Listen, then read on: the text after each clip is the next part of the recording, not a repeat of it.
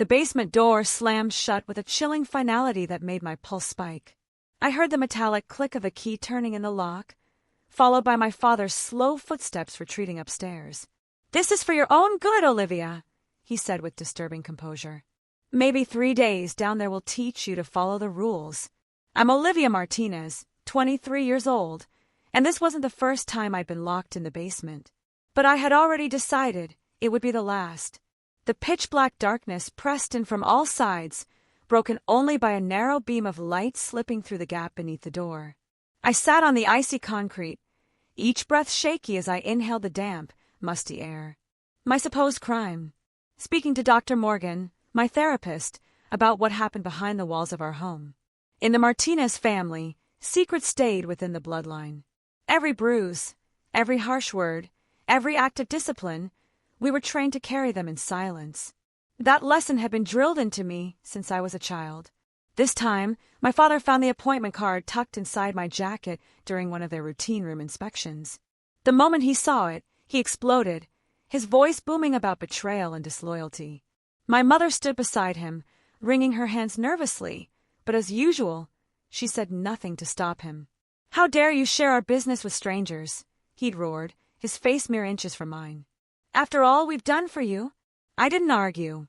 I didn't resist when he seized my arm and hauled me toward the basement door.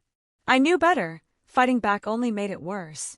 Anna, my little sister, had stood at the top of the stairs, her eyes filled with worry, but her lips sealed. She knew the cost of speaking up. Now alone in the darkness, I wrapped my arms around my knees and tried to calm the shaking in my chest. I remembered what Dr. Morgan had told me during one of our sessions. "Your parents display classic signs of controlling behavior," she'd said. "If they find out you're seeking help, things may escalate." She'd warned me, and she prepared me. Her personal cell was saved in my phone under a disguised contact name, just in case. But my phone was upstairs now, probably being combed through by my father. He wouldn't find anything, though. I'd learned to be careful. The basement had a small bathroom. My parents weren't entirely heartless, and a bottle of water that I'd have to ration for the next 3 days. No food, of course. Fasting builds character, my father always said when dishing out punishments like this. Time moved slowly. The only sign of its passing was the way the light under the door shifted throughout the day. I could hear footsteps overhead, the clinking of dishes, hushed conversations, all the usual noises of a house pretending everything was fine. As though locking your adult daughter in a basement was just another part of daily life. Around what must have been dinner, I heard a familiar voice, my Aunt Maria. She visited most Sundays, always playing the role of the supportive relative. "Where's Olivia?" she asked. "She's not feeling well," my mother replied smoothly, as though she'd rehearsed the lie 100 times. "She's resting upstairs," but Aunt Maria must have sensed something was off. Later, I heard raised voices traveling through the heating vents. "James, this has to stop," she snapped. "She's not a child anymore. Stay out of this, Maria," my father barked. "We know what's best for our daughter. She's 23. You can't keep doing this. Our family, our rules. Don't interfere." Much later, I heard soft steps coming down the basement stairs. "Olivia!" Anna's whisper floated through the door. "Are you okay?" "I'm fine," I whispered, pressing my palm to the cold wooden barrier between us. "You shouldn't be down here. Go before they catch you." "Aunt Maria's really upset," she whispered. She threatened to call someone, but Dad said if she did, he'd cut her out of the family. That was my father's greatest weapon, ostracism. For years, that threat kept our relatives silent. They would rather look the other way than risk exile from the family circle. "Go back upstairs," I told her. "I'll be okay." As her footsteps faded, I thought of Dr. Morgan. In our sessions, she'd helped me understand that what I'd grown up with wasn't love, it was abuse wrapped in the language of loyalty and obedience. She had been helping me plan my escape, piece by piece, building a support system for when I was finally ready. I hadn't been ready before. But now, lying on the cold floor, listening to the muffled sounds of my family's charade, I knew I couldn't survive in this life any longer. What my parents didn't know was that Dr. Morgan and I had set up a safety plan. If I ever missed an appointment without rescheduling, she would assume something was wrong. I was due to see her tomorrow morning. Curled up under a thin blanket I'd found in the corner, I let her words echo through my mind. You're not crazy, Olivia. What they're doing isn't love. It's control. And you deserve better. The basement no longer felt like a prison. It felt like a waiting room. Tomorrow might bring my chance at freedom. I just had to survive the night. The sharp wail of police sirens startled me awake. Still groggy, I heard pounding footsteps above and my father's voice shouting in protest. This is outrageous. We're her parents. We can discipline her how we see fit. My heart pounded. Dr. Morgan had done it. She had known I was in danger. Sir, we received a credible report of domestic abuse, said a firm voice. We need to speak to Olivia Martinez. She's not here, my mother said, her voice shaking. She's with friends. Then you won't mind if we take a look around. I wanted to scream, to bang on the door, but years of fear and silence kept me frozen. What if they didn't find me? What if my parents talked their way out of it again? You need a warrant, my father shouted. Actually, due to the nature of the report and immediate safety concerns, we don't. Please step aside. Footsteps moved through the house. Doors creaked open. People called my name. And finally, someone checked the basement. The key turned in the lock. Light flooded the space. I squinted, blinking against the brightness as two officers descended the stairs. Behind them stood my parents, my father furious, my mother visibly shaken. Miss Martinez, one officer said gently, kneeling beside me as the other radioed for paramedics. I'm Officer Torres. Can you tell me how long you've been down here? Since Sunday, 2 days. I rasped. She needed time to think about her behavior. My father yelled from upstairs. We're her parents. We have the right. Officer Torres turned sharply to his partner. Get them out of here. Now. As the officers escorted my parents away, I could hear my mother sobbing dramatically, while my father barked threats about calling his lawyer. Paramedics arrived moments later, helping me to my feet and checking my vitals. I stumbled up the stairs with their support, my legs weak. I'm so sorry, Olivia, Aunt Maria murmured as I passed her on the gurney. I should have spoken up a long time ago. Outside, curious neighbors had gathered on their lawns, watching silently as my parents were escorted into separate police cruisers. Mrs. Peterson from next door held a hand to her mouth in disbelief. She had known us for over a decade, yet, like everyone else, chose to believe the image of a flawless family. At the hospital, Dr. Morgan was already waiting. The moment she spotted me being wheeled through the doors, her composed exterior cracked. I knew something was wrong when you missed your session, she said, walking beside the gurney. Your father sent messages saying you were out of town, but none of it made sense. The medical team got to work right away, documenting everything: the dehydration, the bruises along my arms from being dragged, the toll of going 3 days without food. Every mark and symptom became evidence, stacking into a case that could no longer be denied, dismissed, or hidden behind excuses. Detective Sanders arrived during my examination. Her demeanor was calm, compassionate, but precise.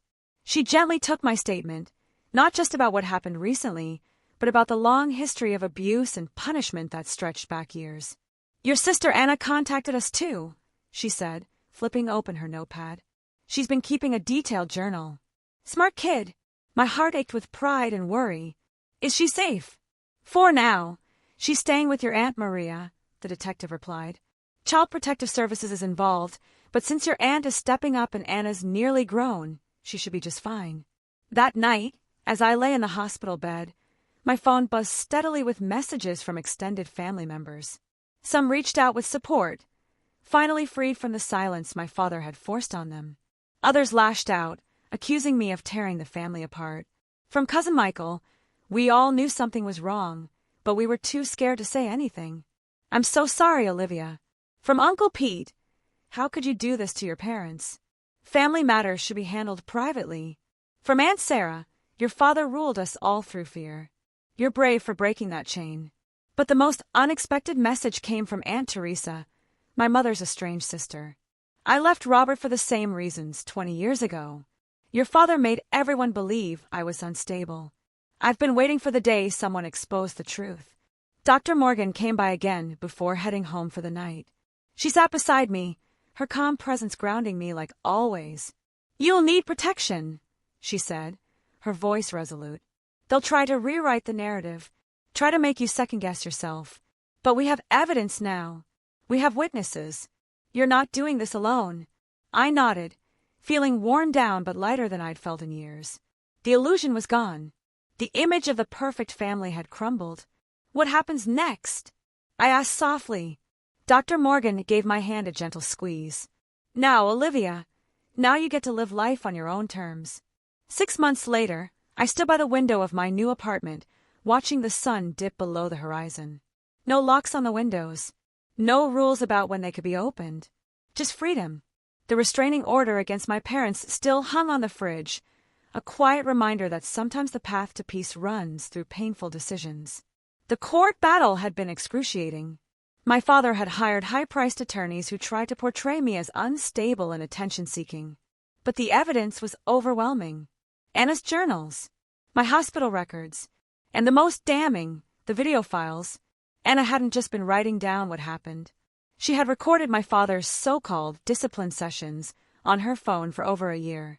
Footage of him dragging me, threatening other relatives, enforcing his twisted rules. It all came out in court. The defendant exhibited a long-standing pattern of coercive control and abuse. The judge said during sentencing, James Martinez is hereby sentenced to 5 years in state prison. My mother received probation and mandatory counseling. On the witness stand, she finally broke down. I was scared, she cried. He told me he'd take my daughters away if I ever went against him. Our extended family fractured in the aftermath. Aunt Maria and Anna stayed solidly by my side. Others, those who had long benefited from my father's financial influence, branded me disloyal. But what shocked me most was the reaction from the community. Mrs. Peterson, who had watched us from across the street for 15 years, launched a support group for victims of domestic abuse. We can't pretend not to see anymore, she told a local newspaper. Olivia's story showed us the cost of silence. That evening, my phone buzzed. A text from Anna. She was thriving in her senior year, still living with Aunt Maria. Counseling had helped her begin to heal, and she'd even started a student support group for abuse survivors. Still good for movie night? Aunt Teresa's making her famous lasagna. Aunt Teresa had moved back after the trial. Years of being shut out ended once my father's grip on the family dissolved. She became one of my fiercest allies, helping me rebuild my life from the ashes.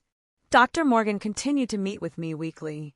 But now, instead of talking about survival, we focused on growth. You're not just enduring anymore, Olivia, she told me during a recent session. You're building something real. The doorbell rang. Anna and Aunt Teresa arriving for our new tradition, family dinner. But this time, the kind of family that made space for laughter, opinions, and healing. No judgment. No fear. I brought extra, Aunt Teresa beamed, lifting 2 casserole dishes. Sarah and her kids might stop by. She left Greg last week. Another relative, stepping into freedom after seeing it could be done. Sarah had called me one night, her voice trembling. How did you find the strength to leave? Because someone had to, I told her. We set the table. No assigned seats. No tension. Anna handed me a college acceptance letter, a full scholarship for psychology. I want to help people like us, she said, smiling. Like Dr. Morgan helped you. Last month, my mother tried to reach out. Letters had arrived through her counselor, filled with apologies, admissions, and reflections. She was trying, they said, trying to understand the damage she had allowed. Part of me wanted to read them.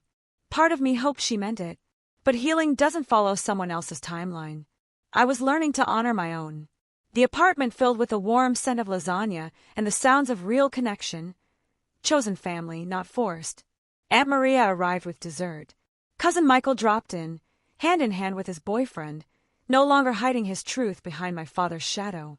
Looking around the room, I thought back to the hours I'd spent trapped in the basement, believing I was utterly alone. But I never truly was. So I glanced around at the people filling my life with love, not fear. Yes, I typed back. Tell them they're not alone. Because that's the most important thing I've learned.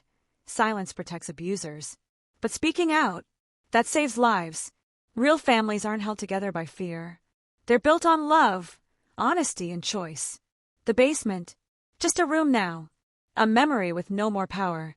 And sometimes, the greatest act of love you can offer a broken family is the